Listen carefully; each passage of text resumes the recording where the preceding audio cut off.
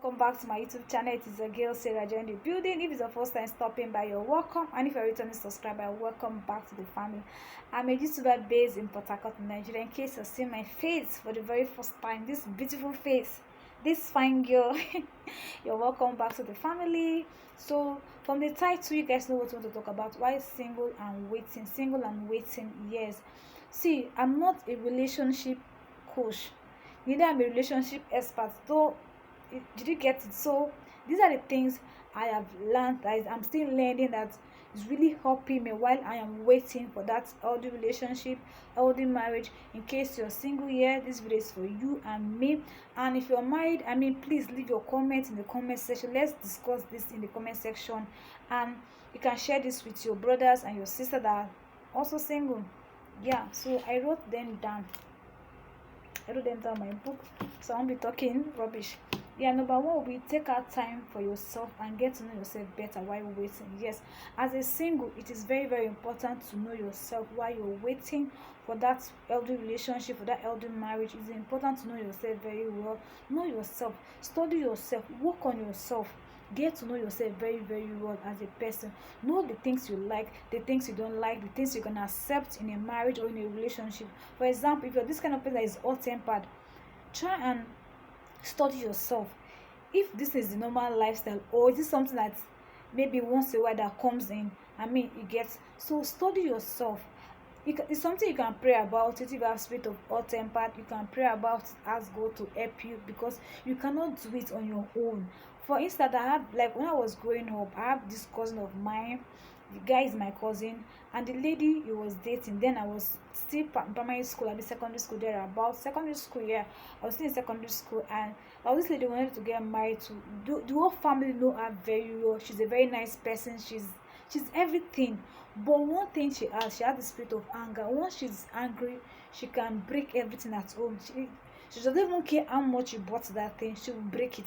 That's the kind of person she is. And funny enough, my cousin cannot withstand that kind of person. He told her, see, I cannot marry you. You're a nice person, but this aspect, I cannot marry you. Can kill me in the house. So that's how they end up not getting married. This, like, no, as if it's another person. This happened in my own family. So spirit of anger is not good. It's something, if you cannot control it, ask God for his direction, ask God to help, ask the Holy Spirit to direct you, pray about it. Then number two is what you want and what you do not want. Are you willing to compromise? Is bad habit or a bad habit? For example, now, the kind of, yes, I know a lot of believers, a lot of Christians, everybody wants to marry the God-fearing lady, God-fearing man, God-fearing this. Yes, everybody, that's our prayer. Yeah, that's what we want. But aside from that, what are those things you want in a man's life? What are those things you want to see the person wants to get married to? Is it the person that is lazy? Is it the person that is hardworking? Because one of the important things, how much getting married to a believer is good, but there are even some believers that are lazy. Just the simple truth, they are lazy. They cannot even work. They just believe that, okay, because the Bible say it make everything rich, so they just want to sit down, their manna will fall from above. It's not possible. So is the person they want to, is it the person that is lazy, or the person that is hardworking, the person that can motivate you to do things? That's the truth. That's the kind of person you want to settle with, the things you want, and the things you're not willing to compromise. Are you willing to compromise? For example, now, it's bad habits. Somebody is smoking. Can you set for that kind of person? Can you marry that person that is smoking, or person that has bad habits? Person that's, like, for example, you're going out with somebody, you people are dating, not in marriage, and you see that you went to a restaurant and the man is insulting the waiter, or the person that is attending to you people, or the security man at the entrance of the gate. He's telling the person, I will slap you, I will mash you, I will see you. My sister, my brother, see, that thing is saying it will happen to you in marriage. So you just have to be very, very sensitive as you're in that relationship, as you're as you're waiting, as you're in that relationship, if you guys get it. So as you're waiting, make sure you be very, very observant. Know the kind of person. Is it this person? Can I compromise with this is habit, this is attitude? For example, now you're dating somebody, the man will close on work 5 o'clock, you go to a drinking bar. I'm not saying you should not hang around, please. You go to a drinking bar, stay there from 5 till 10 o'clock, 11 o'clock. That's when he's coming back home. Can you stay with that kind of person in marriage or in a relationship as a child of God? as a Christian? Can you endure with it? Can you compromise it? Last year, I think I met a friend and we were just discussing. She was like, "Hey, Sarah, hey, no, when they see you that is not married, they want to tell you about marriage things. I'm not saying it's bad." She was like, "Oh, you don't want to get married? It is select this one." I was just looking at her. She was just talking. I just kept quiet. I was looking at her. I not saying it. So like, and after I say, forget it. To cut the long story short, I now told her about somebody I was dating back then, sha. So this guy today womanize. I cannot. She say, "Hey, you can change him." I was not looking and say, "Me, I'm not be prayer warrior. Even I be prayer warrior self. I'm not God that can change man. It is God that will change him. If he wants to change, let him change before we marry." You understand? So to not just compromise because of he's wealthy or he has the money, he has everything. I mean, if that's character, you know you cannot compromise. The earlier the better you walk away. If you get, then the third one is long and long term sorry long and short term goal to focus on something. Yes, it's very very important as a single, as a brother, sister that is waiting on the Lord or waiting for a life partner.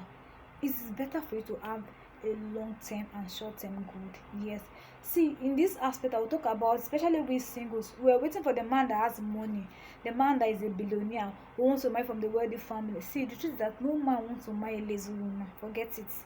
Forget it.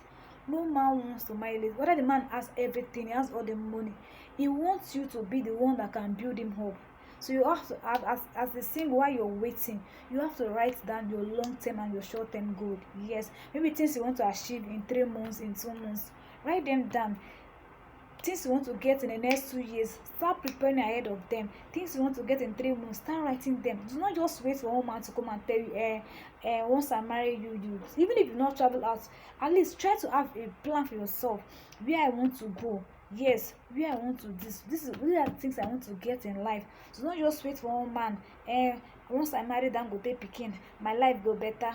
Or you think Dangote pikin doesn't want to marry someone that is rich too, that can be working so that the world to be going up.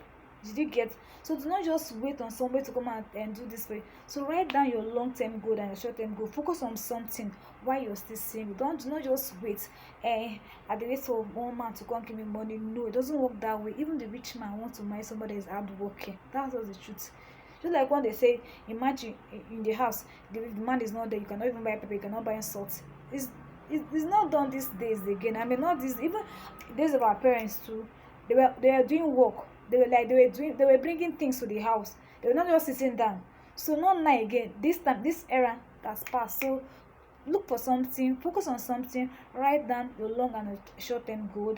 And the last one is focus on your spiritual health and your relationship with God. Yes, I will emphasize on this part. It's very very important as a single that is waiting on God. Focus on your relationship with God. It is very very important because the Bible said that He made everything beautiful. As a child of God, you don't need to just relax. Don't just, oh, because I'm waiting on God. Nothing. It is time for you to have a relationship with God. It is time for you to walk with God. See, some people said, now that I'm single, let them use and serve God, because by the time they start having babies, start having motherhood lifestyle has come, everything. I mean, the time, I'm not saying the time might not be there, but this is the right time. As a single, this is the right time for you to serve God. See, if you're a single and you're not in any service unit in your church, I mean, I don't know. Imagine you're single, you're not a worker in your church. What? Like I am now, I'm a worker in my church. And right now, once you're a worker in my church, 6:30 before the service starts, you're already in church. So this is the time for you to have a personal relationship with God.